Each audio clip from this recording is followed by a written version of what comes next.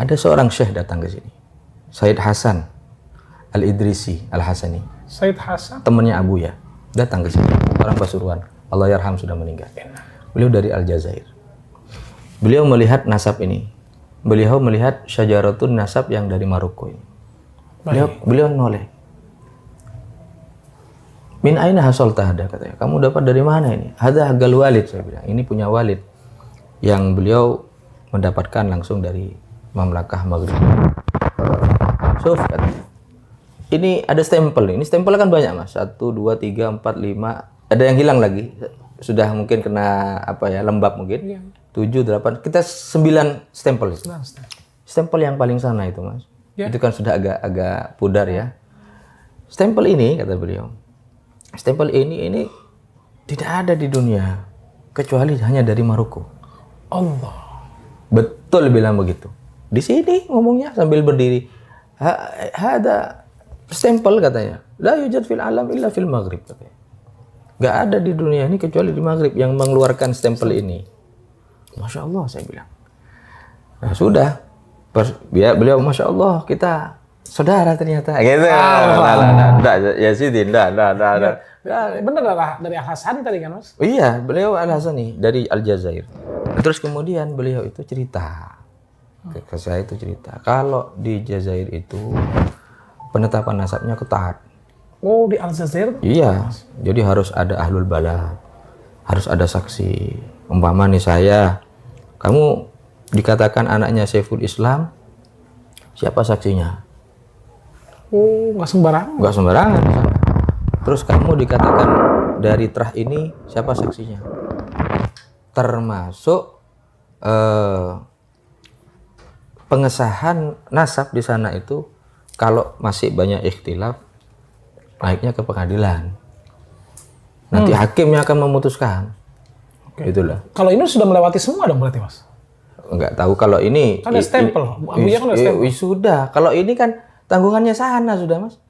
Allah. Kita cuma menyetorkan nama-nama yang sudah kita catat, yang sudah kita temukan, baru kita ajukan. Di sana mengkonfirmasi sohihun nasab gitu kok. Sahih. Terus mau gimana? Kalau memang sohih ya tanggungan sana, enggak sohih ya tanggungan sana, kan begitu. Iya. Ini kan pertanggungan di hadapan Allah, bukan main-main ini. Akhirnya beliau mengatakan kalau di Aljazair konfirmasi nasab itu ada dukungan tambahan, tambahan pendukung. Nah, pendukungnya adalah DNA. Oh. Saya Aljazair. Saya dengar DNA itu dari itu. Pikiran saya DNA itu berarti ambil darah nanti, kan gitu ya, ambil darah. Dia cerita seperti itu. Jadi kalau sudah hakim memutuskan, kalau masih belum puas, setorkan hasil DNA-nya. Itu sebagai pendukung nasab yang sudah tertulis. Nggak sembarangan, ayo saya pengen tes DNA, nanti saya anaknya siapa. Nggak bisa, Mas. Oh, nggak bisa? Nggak bisa. Misalkan gini, dari salah satu teman kita, saya mau tes DNA saya apa, boleh nggak? Kalau DNA, kalau melihat apa? Ngelihat nasab, nggak bisa. Karena kenapa? Kalau nasabnya belum tertulis dan belum ketemu, mau ngambil jalur dari mana? Oh, nggak boleh? Nggak bisa, bukan nggak boleh. Boleh tes DNA-nya. Tapi ketika hasilnya keluar, bingung, ini jalurnya kemana? Kan bingung, dia laboratorium yang menguji sampel kita, mereka kan tidak tahu sama kita. Oh, nggak kenal? Ya nggak kenal. Oh, nggak kenal sama sekali. Jadi ya kalau memang keluar hasilnya, itu murni dari genetik kita yang ada di dalam tubuh kita. Ini sudah yang terhitung, yang terlihat, yang nampak, yang ditemukan. Jadi saya tidak bisa, saya mau intervensi ke sana gitu. Saya di keturunan ini, pokoknya hasilnya harus gini. Nggak bisa. Bukan politik, Mas. Kalau politik kan bisa. Jadi itu ditesnya dapat apa, Mas? Nggak. Waktu itu ada salah satu teman, sahabat saya itu ngambil DNA. Terus kemudian saya ingat sama Syekh Hasan Al-Idrisi Al-Hasani itu, ada tes DNA. Gimana caranya? Ya saya sudah selesai, ini hasilnya saya. Ya waktu itu nggak terlalu heboh. Karena kita tahu hasilnya, oh sudah ya. Saya penasaran. Nah, berangkat dari penasaran, cobalah beli. Cobalah, karena memang ini umum kan, seluruh dunia kan bisa mengakses. Seluruh personal siapapun mau, silakan diakses. Karena sifatnya umum, general. Udahlah kita datangkan. Cuma yang satu jadi pegangan saya itu, mereka kan memiliki semacam paket Mas ya. Paket itu ada paket YDNA, ada paket mtDNA. Apa tuh Mas? YDNA itu adalah sampel yang akan kita ambil, terus diuji lab, maka di situ nanti akan ditunjukkan jalur dari bapak ke bapak ke bapak ke bapak ke bapak ke bapak. Jadi saya ke bapak ke bapak ke bapak ke bapak ke bapak sampai Nabi Adam. Allah. Sampai bapaknya ke Nabi Adam itu ketemu.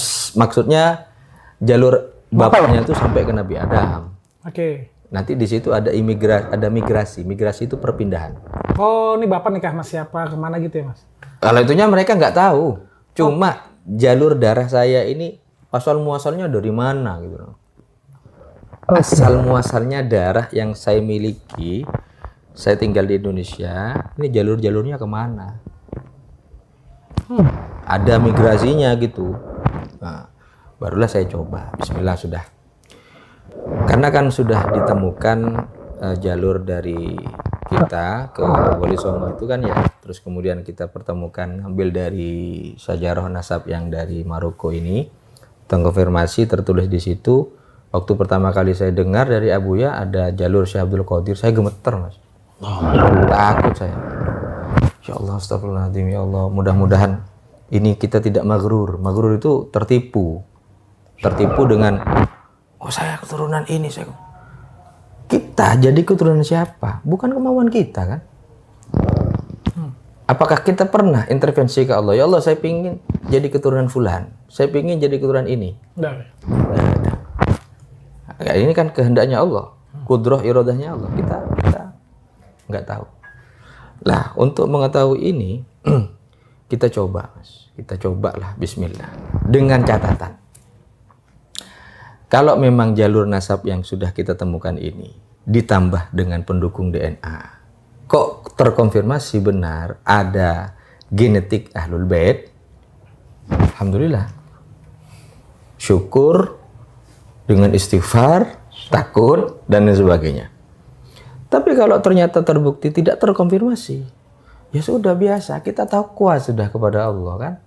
Saya nggak perlu mengandalkan nasab, nggak perlu mengandalkan itu kalau memang tidak ada genetiknya. Udahlah kita buat tes. Saya waktu itu masih ingat beli. Ya ini bukan untuk mencoba, saya harus ini saya. Enggak. Jadi sudah coba bismillah sudah pasrah kepada Allah. Izin beli itu maksudnya apa Mas? Beli alat untuk sampel itu. Oh, buat cek tes DNA-nya. Oh, iya. Oke, terus kita beli. Oh, itu di situ ada harganya sekian. Beli, mungkin kirimnya dari Amerika kok. Murni Texas, Houston, Texas. Sampai di sini ternyata seperti itu, cuman ngambil air liur aja. Nggak boleh makan 2 jam, 3 jam. Terus kita ambil sampel di dalam yang paling kanan ini. Pipi yang kanan dan pipi yang kiri di dalam.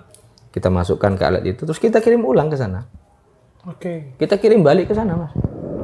Kita kirim balik ke sana, ternyata di sana dicek 2 bulan, Mas, baru keluar hasilnya. Hasilnya? Oh iya. Nggak maksudnya kirim terus besok, oke, ketahuan. Oh enggak. Saya tuh pribumi asli Indonesia, Asia 100%. Oke. Di situ tertulis Asia 100%. Iya. Tapi di dalamnya ada darah ke Persia. L777. Persia. Saya kaget loh, ini kok bisa? Lah ternyata dilihatlah di peta migrasi di situ. Ada peta migrasi. Dari Saudi, kemudian ke Iran, terus kemudian ke Tiongkok. Dan Tiongkok ini kan merupakan penyebaran Islam, Mas. Setelah kita telusuri, ada daerah-daerah di sana yang dulu mungkin Sayyid itu datang dari negara Persia, dari Persia ya, terus turun ke Cina, turun ke Tiongkok itu, baru dari Tiongkok itu menyebarlah masuk ke Kalimantan, masuk ke Sulawesi, masuk ke Aceh, masuk ke Malaysia, Malaka. Saya heran, peta migrasi saya itu sampai ke Probolinggo loh, Mas. Kelihatan, Mas. Wah, ada. Sampai ke Jawa Timur maksudnya. Ke Jawa Timur. Jawa Timur kan rumah kita kan. Ada loh, kok sampai Jawa Timur ini. Subhanallah. Sedetail itu tes DNA. Jadi saya pikir kalau tes DNA ini pasrah sudah. Mau anaknya siapa, mau keturunan siapa. Kita cuma melihat betul atau tidak. Kalau tidak betul ya sudah, pasrah aja sudah. Kalau betul, alhamdulillah bil istighfar. Takut ada apa gitu ya. Ya Allah, saya keturunan gitu. Lah, abah saya itu sering mengajarkan. Saya masih ingat ada salah satu adik saya tuh bilang ke Abuya, Untuk saya dapat dulu. Abuya, minta dong minta nasabnya Genggong gitu. Dimarahi sama Abuya. Ngapain kamu minta nasab? Belajar yang benar. Nasab nanti kamu tuh nggak tahu apa-apa kok mengandalkan nasab. Sampai Abuya bilang gitu. Allah. Cuma pada saat itu Kan jarang marah Bu ya, Mas. Hah? Jarang mana? Ditunjukkan pesannya ke saya tuh waktu itu telegram. Ini like adiknya kamu nanya ini. Nggak boleh sama Buya tak marahi, suruh belajar yang rajin. Malah biar tidak ngandalkan nasab. Almarhum Kiai Hasan Saiful Rijal pun begitu mengajarkan kepada Abuya. Jangan pernah ngandalkan nasab ke siapa, jadikanlah andalannya itu ada takwa kepada Allah. Takwa kepada Allah. Adapun nasab itu pemberian Mas dari Allah, Mas. Dan sebenarnya nasab ini juga tidak akan mendukung kalau seandainya amalnya tidak baik. Justru akan merusak. Keturunan fulan, tapi amalnya kok seperti ini. Akhlaknya kok seperti ini.